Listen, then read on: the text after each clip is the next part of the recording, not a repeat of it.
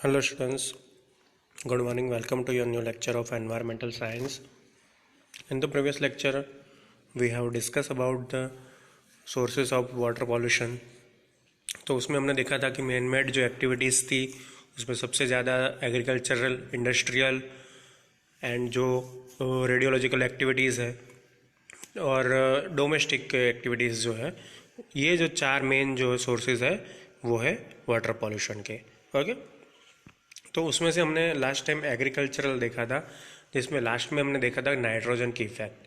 Nitrogen जो है वो सबसे ज़्यादा एग्रीकल्चर में एज अ फर्टिलाइज़र यूज़ होता है। तो वो फर्टिलाइज़र्स जब हम यूज़ करते हैं तो वो पानी में जाके मिलता है खेत के, और फिर वो सब्सिक्वेंटली पानी जो है वो ग्राउंड में उतरता है और वहाँ से जाके वो ग्राउंड वाटर में मिलता है। तो ऐसे जो पूरा जो पॉल्यूशन है वो वाटर का कैरिड आउट होता है due to phosphorus and due to fertilisers. देखो, नाइट्रेट जो है वो सभी तरह के फर्टिलाइजर्स में मौजूद होता है। लास्ट टाइम हमने 3-4 नाम देखे थे, जिसपे सबसे फेवरेट जो है वो हम सबसे ज़्यादा जो सुनते हैं वो है हमारा यूरिया फर्टिलाइज़र। ओके, यूरिया कोई भी जो फार्मर होगा वो यूज़ करता ही है कॉमनली। ओके, और बाकी सारे जो थे वो भी कोई डिपेंड करता है कि क्रॉप कैसा लेना है और क्रॉप का पैटर्न क्या है, टाइप क्या है, उसके ऊपर से हमने बहुत सारे नाइट्रोजन वाले जो फर्टिलाइजर्स थे वो देखे थे। ओके, अब इससे आगे आज स्टार्ट करते हैं कि आगे कौन सा कंपोनेंट है सोर्सेज ऑफ वाटर पॉल्यूशन के लिए। तो next come the roles of phosphorus compound.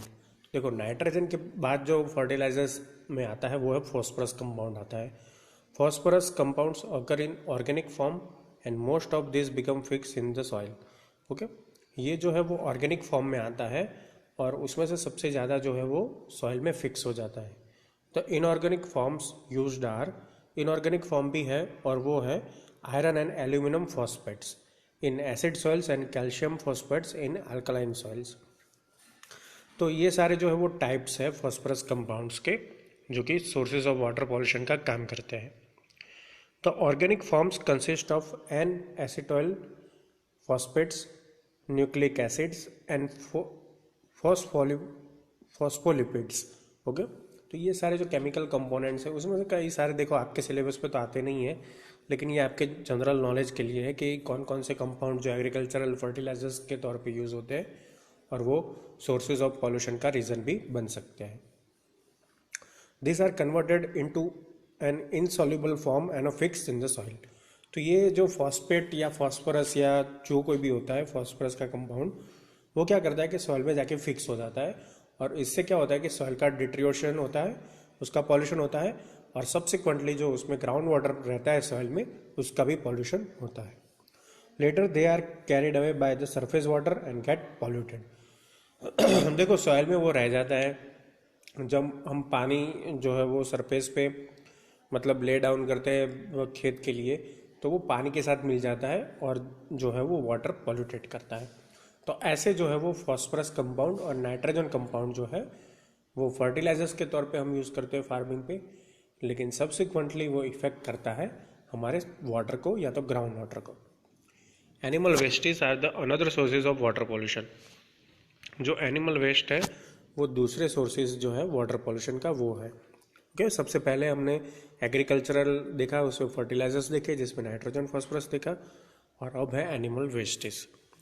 Large quantities of animal wastage are generated due to the increase in the number of livestock and poultry operations. देखो, poultry operations आपको सबको पता है कि उसमें जो मुर्गियाँ जो है वो रखते हैं हम, उसका जो बर्थ होता है, उसका ग्रोथ होता है और फिर हम इसे खाने में यूज़ करते हैं, स्पेशली नॉनवेज पीपल्स। तो उससे क्या होता है कि उसका जो वेस्ट बचता है वो तो हमें कहीं थ्रो करना ही पड़ता है, तो वो कहीं ना कहीं पानी में जाके मिलता है और उससे क्या होता है कि हमारा पानी जो है वो कंटेमिनेट होता है। अभी इसके regarding after corona you have heard that the bird flu. Okay, तो ये बर्ड फ्लू क्या है कि यही है कि अगर अगर कोई ऐसा वायरस जो है वो एनिमल्स में पाया जाता है और वो एनिमल्स अगर हम खाने में यूज़ करते हैं, स्पेशली नॉन वेज पीपल्स जो यूज़ करते हैं, तो उससे क्या होता है कि वो फ्लू उसमें भी आ सकता है और उससे जो है वो पूरी कम्युनिटी में फैल सकता है। ओके, तो ये सारे जो एनिमल वेस्ट है ऐसे वाटर को पॉल्यूट करते हैं। तो solid organic matter generated from such operation is a source of nitrogen and phosphorus. देखो ऑर्गेनिक मैटर जो इससे मतलब जनरेट होती है पोल्ट्री से, अब देखो बहुत सारे मतलब मुर्गियाँ है या तो दूसरे कोई मतलब एनिमल्स है, अगर हम साथ में रखते हैं तो उससे क्या होता है कि बहुत सारा सॉलिड ऑर्गेनिक मैटर जो है वो जनरेट होता है, और उससे क्या होता है कि वो सोर्स में नाइट्रोजन और फॉस्फोरस वो जो होता है वो सबसे ज़्यादा होता है। This two compounds can pollute the water resources. तो ये जो दोनों सोर्सेज है यानी कि नाइट्रोजन और फॉस्फोरस वो वाटर को जाके कंटेमिनेट कर सकते हैं, वो आपको पता है। When the wastes are applied to land, they are leached into the groundwater system and deteriorate the quality of water. Okay? तो जो वेस्ट मतलब हम लैंड को अप्लाई करते हैं ये वेस्ट, तो they are leached into ground water systems. तो वो ग्राउंड वाटर सिस्टम है उसमें मतलब नीचे उतर जाता है and deteriorate the quality of water. तो सब्सिक्वेंटली जो क्वालिटी ऑफ ग्राउंड वाटर है वो भी डिस्टर्ब होता है। तो ये हुआ आपका एनिमल वेस्ट जो दूसरा मतलब सोर्स था वाटर पॉल्यूशन का। उसके बाद है इंडस्ट्रियल पॉल्यूशन। तो industrial pollution is an ever lasting issue of the environment.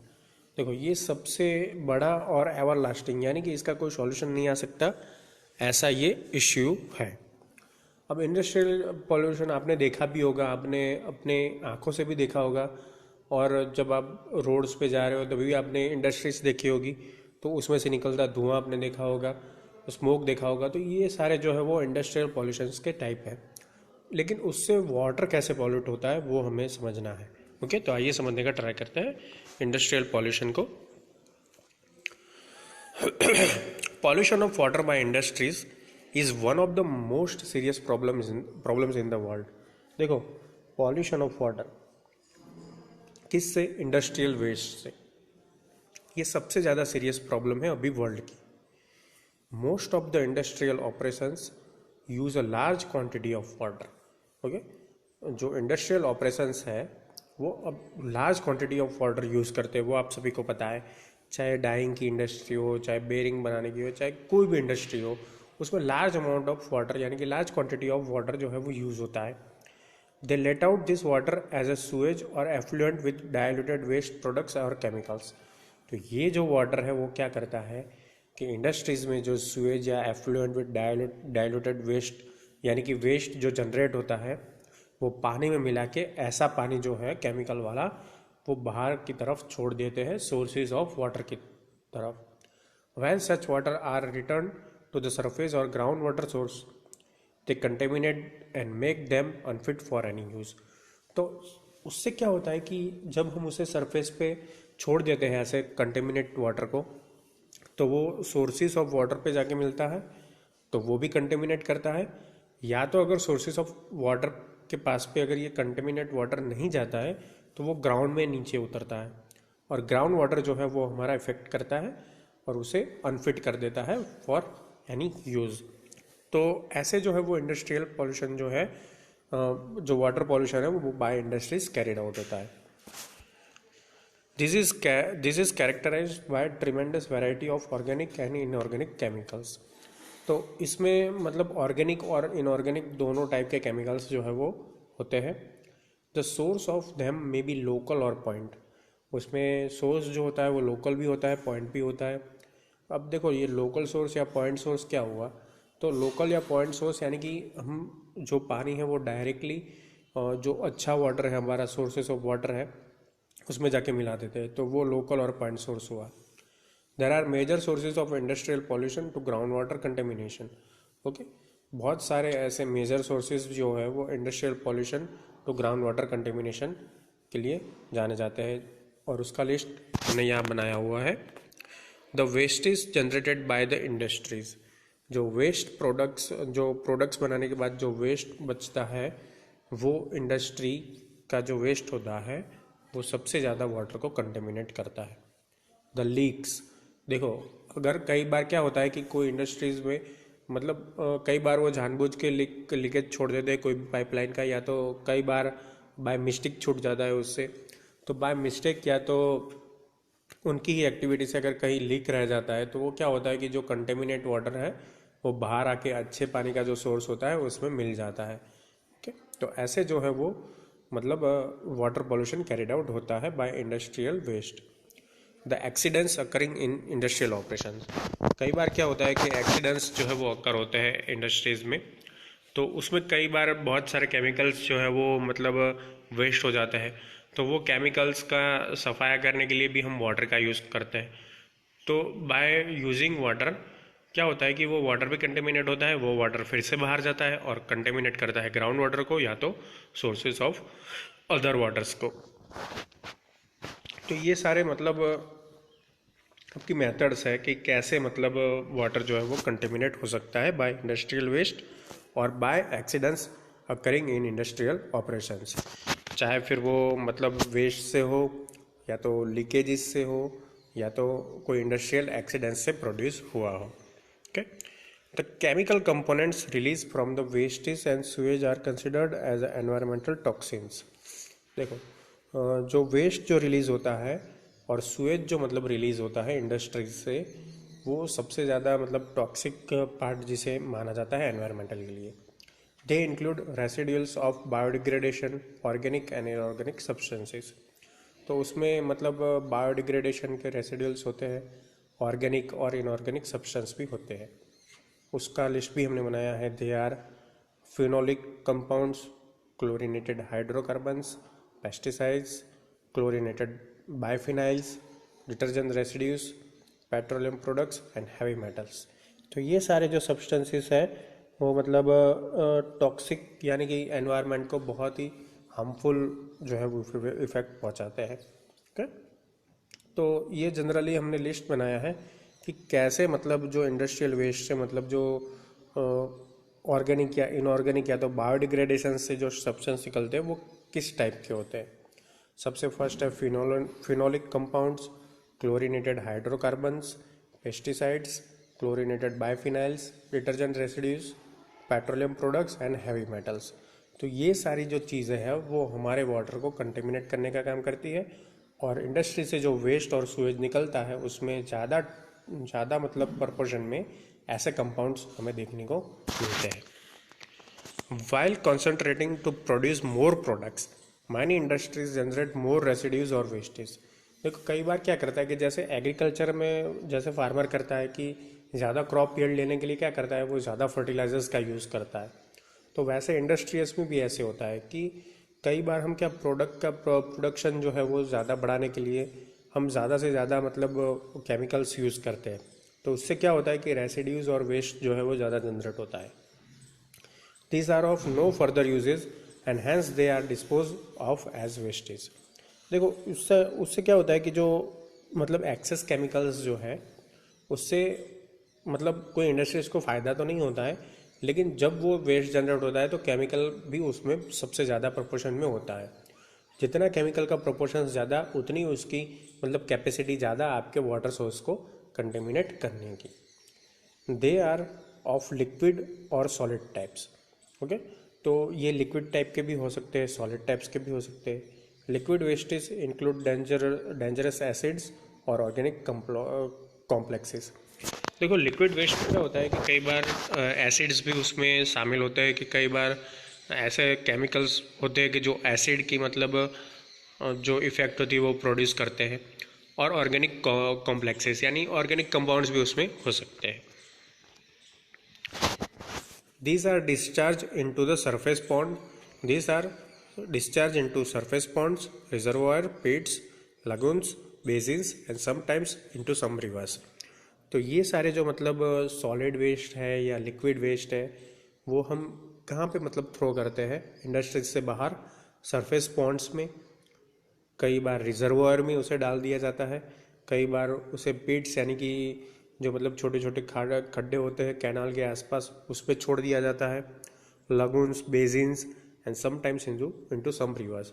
तो जहाँ पे मॉनिटरिंग नहीं होता है कोई मतलब पॉल्यूशन कंट्रोल का या तो कोई मतलब जो हमारे पुलिस सर्विसेज का, तो वहाँ पे वो लोग क्या करते हैं इंडस्ट्रियल वेस्ट को वहाँ पे मिला देते हैं रिवर्स में। तो उससे क्या होता है कि पूरी रिवर जो है वो कंटेमिनेट हो जाती है और आगे चल के हम वही जो रिजर्वायर का पानी या तो रिवर का पानी यूज़ करते हैं पीने के लिए, तो अल्टीमेटली वाटर बॉर्न जो डिजीज़ है वो हमारे में सबसे ज़्यादा बढ़ते हैं। तो ऐसे जो एक इंडस्ट्री से निकला हुआ वेस्ट हमको ऐसे डिस्टर्ब कर सकता है। Mostly they percolate downward and mix with the ground water systems. उसमें से सबसे ज़्यादा क्या होता है, देखो अभी तो जो पॉल्यूशन कंट्रोल बोर्ड है वो सबसे ज़्यादा एक्टिव हो चुका है। तो मतलब ऐसे इंडस्ट्रियल वेस्टेज से जो मतलब वेस्ट निकलता है तो वो लोग उसे सोर्स में जाके मिलने नहीं देते, लेकिन क्या करते हैं कि वो उसे परकोलेट होने देते हैं। परकोलेट होना यानी कि वो ग्राउंड वाटर में मिलना। अब देखो अगर कोई केमिकल वाला अगर पानी है, वाटर है, तो उसे हम ग्राउंड पर ही रहने देंगे तो मतलब कोई मतलब इंडस्ट्री वाले को बोल नहीं सकता है। लेकिन सब्सिक्वेंटली उसका इफ़ेक्ट क्या होता है पता है, कि वो पानी डाउनवर्ड परकोलेट होता है यानी कि ग्राउंड वाटर में जाके मिलता है, और ग्राउंड वाटर को जाके मिल के उसे भी कंटेमिनेट करता है। तो आसपास के जो इंडस्ट्रीज़ के आसपास के जो विलेजेस है वो विलेजेस पे अगर वेल्स है तो वो वेल्स का जो पानी है यानी कि ग्राउंड वाटर सोर्सेज का पानी है वो कंटेमिनेट हो जाता है। ओके, इसलिए कई बार हमें विलेजेस में ऐसे मतलब सैंपल्स मिलते हैं कि जो कि वाटर कंटेमिनेट हुए हैं। कई बार क्या होता है कि विलेजेस बहुत ही दूर होते हैं लेकिन ग्राउंड वाटर जो है वो कई किलोमीटर्स तक ट्रैवल कर सकता है और वहाँ पे जाके मिल सकता है। ओके, तो ये सारी जो चीज़ें हैं वो हमें इंडस्ट्री, अगर हम कोई इंडस्ट्री चला रहे हैं या तो इंडस्ट्री कोई चल रही है तो उसके रिगार्डिंग ये ध्यान रखना चाहिए। कोई भी केमिकल्स हो उसे बिना ट्रीट किए बगैर जीपीसीबी जो पॉल्यूशन कंट्रोल बोर्ड है उसे निकलने नहीं देती है। ओके, तो इससे क्या होता है, ग्राउंड वाटर भी कंटेमिनेट नहीं होता है और जो पॉइंट और सोर्स जो सोर्सेस ऑफ वाटर है वो भी कंटेमिनेट नहीं होता है। Solid wastage from another problem in wastage form another problem in industries. They are normally dumped on the open areas, grounds and landfills. देखो ये सॉलिड वेस्ट है उसे तो हम पानी में छोड़ नहीं सकते, तो वो मतलब इंडस्ट्री क्या करती है उसे ओपन एरियाज में या तो लैंडफिल्स में मतलब डायरेक्टली उसे डिस्पोज कर देती है। तो ये सबसे बड़ा प्रॉब्लम है हम हमारे लिए और एनवायरनमेंट के लिए। These are subjected to leaching and ground water pollution. तो ये क्या होता है, उसका लीचिंग होता है यानी कि जो भी मतलब हम सॉलिड वेस्ट थ्रो कर रहे हैं लैंडफिल्स पे उससे क्या होता है, उसका लीचिंग होता है और ग्राउंड वाटर में जाके वो सॉलिड्स जो है वो मिलता है और ग्राउंड वाटर का पॉल्यूशन करता है। Leaks in the pipeline and storage tanks play a major role in water pollution. देखो कई बार इंडस्ट्रीज में क्या होता है कि पाइपलाइन में लीकेजेस होते हैं, स्टोरेज टैंक्स में भी लीकेजेस कई बार होते हैं केमिकल्स के। तो उससे क्या होता है कि वो लीकेज की वजह से वो पानी में जाके मिलता है और पानी का पूरा सोर्स जो है वो कंटेमिनेट हो जाता है। Industries store chemicals and transport fuels regularly through tanks and pipelines. Industry क्या करती है कि केमिकल्स जो है वो स्टोर करती है एंड ट्रांसपोर्ट जो है वो फ्यूल करती है थ्रू टैंक्स एंड पाइपलाइंस। हमने कई बार कंपनी में देखा होगा कि केमिकल्स जो है वो पाइपलाइंस के थ्रू आता है। तो पाइपलाइंस के थ्रू अगर कोई फ्यूल आ रहा है या तो कोई केमिकल आ रहा है तो अगर बीच में कहीं पे लीकेज होगा बाहर और वो डिटेक्ट नहीं हुआ अगर बाय इंडस्ट्रीज, तो क्या होगा, वो आसपास के जो सोर्सेज ऑफ वाटर हैं वहाँ पे जाके मिल जाएगा, चाहे वो फ्यूल हो या चाहे वो केमिकल मतलब कोई केमिकल्स हो या तो टॉक्सिक केमिकल्स हो। तो उससे क्या होता है कि पूरा जो हमारा वाटर सोर्सेज है वो पॉल्यूटेड हो जाता है। They are normally be avoided at a certain places, यानी जो केमिकल्स और फ्यूल का ट्रांसपोर्ट है वो हम सबसे ज़्यादा अवॉइड करते हैं, क्योंकि इससे क्या होता है कि बीच में अगर कहीं पे लीकेज होता है तो हम उसे डिटेक्ट नहीं कर सकते हैं। ओके, तो इसीलिए हम उसे अवॉइड करते हैं। Most of the petrol bunks use underground tanks. देखो जो पेट्रोल पंप्स होते हैं उसमें अंडरग्राउंड टैंक्स होते हैं which are significant sources of pollution due to leaks. तो ये अच्छा सोर्सेज है मतलब आपके लिए पॉल्यूशन मतलब फैलाने के लिए वाटर का, क्योंकि अगर लीक्स होगा तो अंडरग्राउंड में आपको पता भी नहीं चलेगा और लीकेज होता जाएगा।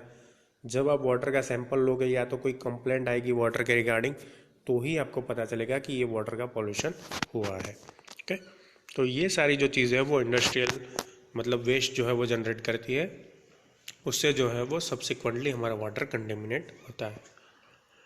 पाइपलाइंस फॉर कलेक्शन, डिस्ट्रीब्यूशन और transportation of liquids are another sources of pollution.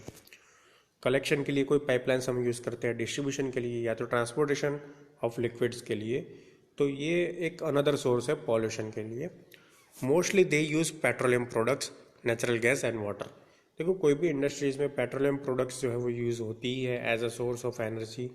Natural gas भी यूज़ होता है कई बार इंडस्ट्रीज में, और वाटर तो होता ही है। The oil spills will contaminate the water sources resources.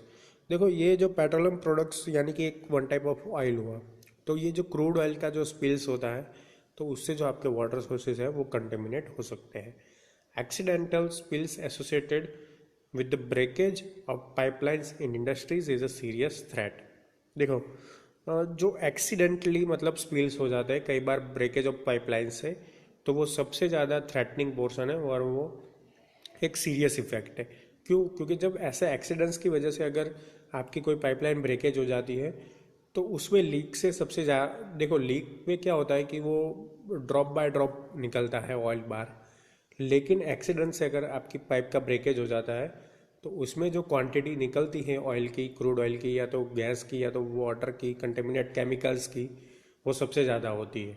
Okay, तो ये जो है वो बहुत सीरियस ही प्रॉब्लम है अभी इंडस्ट्रीज़ के लिए, जो भी अंडरग्राउंड पाइपलाइंस यूज़ कर रहे हैं उसके लिए। ओके, तो ये सारी जो चीज़ें वो आपको इंडस्ट्रियल पॉल्यूशन यानी कि वाटर पॉल्यूशन में, इंडस्ट्रियल इफ़ेक्ट्स में आपको याद रखनी है। ओके, तो आज हमने देखा कि कैसे एग्रीकल्चरल जो फॉस्फोरस है, नाइट्रोजन है, वो इफ़ेक्ट करता है वाटर को।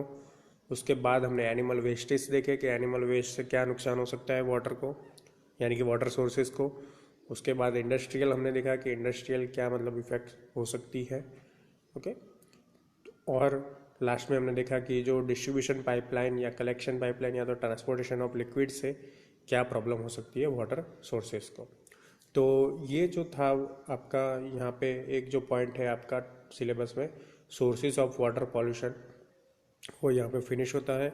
नेक्स्ट टाइम हम अगला एक पॉइंट लेके दूसरा जो कि वाटर पॉल्यूशन के रिगार्डिंग होगा।